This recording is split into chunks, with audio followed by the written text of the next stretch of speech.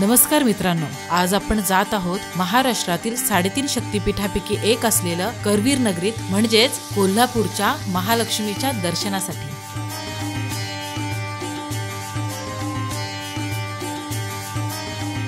आपण आता बिंदू चौकातनं आतमध्ये जात आहोत महालक्ष्मीच्या दर्शनासाठी।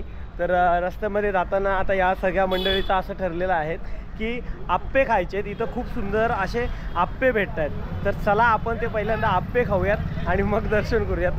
खरं तर असं म्हणतात ना, आधी विठोबा नंतर पोटोबा, पण इथं उलटं झालं आहे, आधी पोटोबा नंतर विठोबा असं करायचं आहे, या लोकांनी ठरवलेलं आहे। तर चला ह्यांच्यासोबत आपणही जाऊयात। या पाठीमागे इथे माधुरीच्या नावाचं हॉटेल दिसतंय आणि माधुरी बोलते की आपलंच हॉटेल आहे, पण मग आपलंच होतं तर मगाशी त्यांनी आपल्याला तिथे फ्रेश झालो होतं, न्यायला पाहिजे होतं।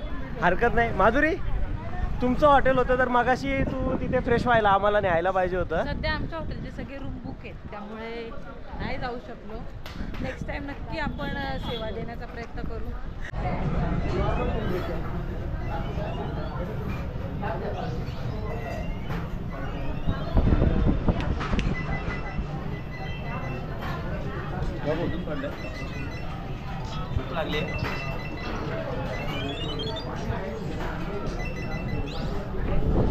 आधी पोटोबा नंतर विठोबा या उक्तीप्रमाणे सगळ्यांनी खायची सुरुवात केलेली आहे। चला मंदिराकडे जात असताना एका भव्य प्रवेशद्वाराने आमचे स्वागत झाले। या प्रवेशद्वाराचं बांधकाम पाहत असताना आम्ही देखील येथे थोडा वेळ स्तब्ध झालो।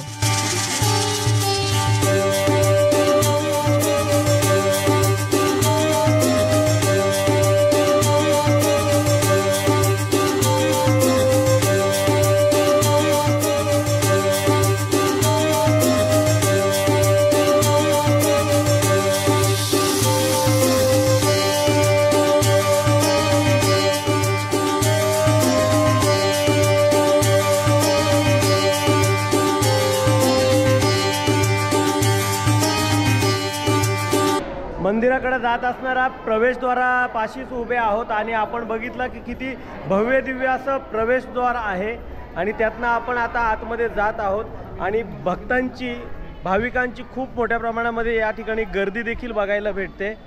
आता आपण आतमध्ये जात आहोत, चला। खूप सुंदर अशी छोटी छोटी बाजारपेठ देखील या ठिकाणी आपल्याला बघायला भेटते।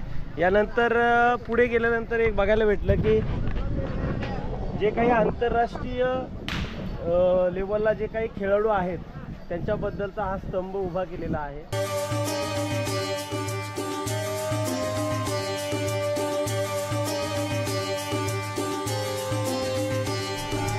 काय म्हणतात दादा याला? आप्पे। आप्पे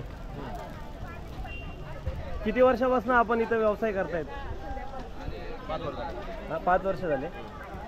आपण बघितले का मंदिराच्या आजूबाजूच्या परिसरामध्ये हा आप्पे हा अतिशय सुंदर असा खाद्यपदार्थ भेटत आहेत। आपण दर्शन करून आल्यानंतर आप्पे खाणार आहोत आणि आप्प्यांची टेस्ट कशी आहे, जर त्यांची रेसिपी जर कशी बनवतात ही जर बघितली आपण तर ती देखील बघण्याचा आणि तुम्हाला दाखवण्याचा मी प्रयत्न करतो।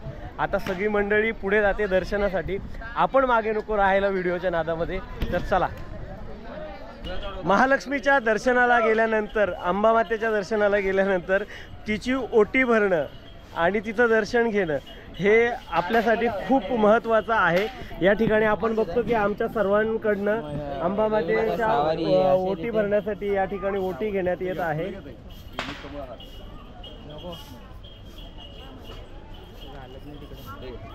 नको दादा,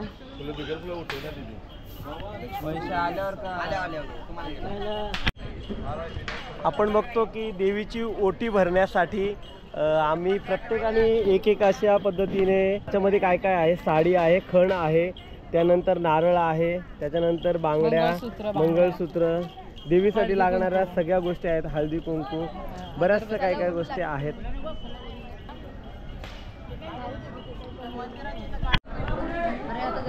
मंदिरात दर्शनाला येत असताना अशा पद्धतीने या ठिकाणी तपासणी करण्यात येते आणि तपासणी या प्रदेशाला कोल्हापूर असे संबोधले जाते।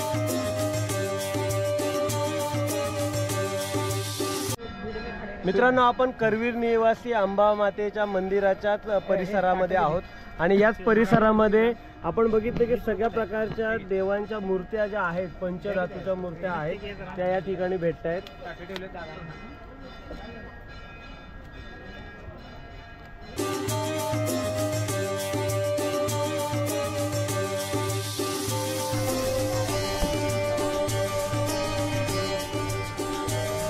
मोफत अन्न छत्रालय आहे. त्या ठिकाणी मोफत अन्न छत्रालयाच्या इथे प्रसादाचा लाभ घेण्यासाठी आलेलो आहोत.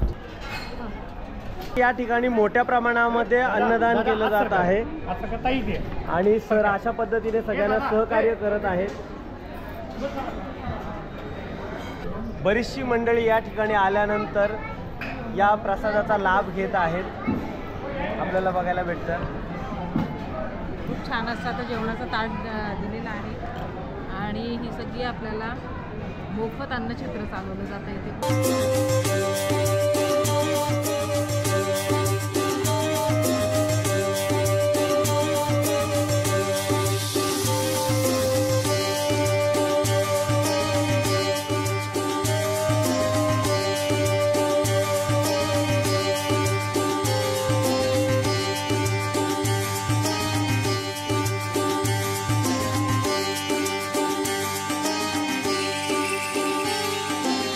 अशा पद्धतीने आपला सर्वांचा अंबा मातेचं दर्शन झालेलं आहे. या ठिकाणी दर्शन झाल्यानंतर आपण अन्न भोजन देखील घेतलेलं आहे आणि सुंदर असं सर्वांचं जेवण देखील झालेलं आहे. आणि जेवण झाल्यानंतर आता आपण पुढे जाणार आहोत पॅलेस बघण्यासाठी, ज्या ठिकाणी छत्रपती शाहू महाराजांनीच्या सर्व वस्तू आहेत ज्या की आपल्याला बघायला भेटणार आहेत.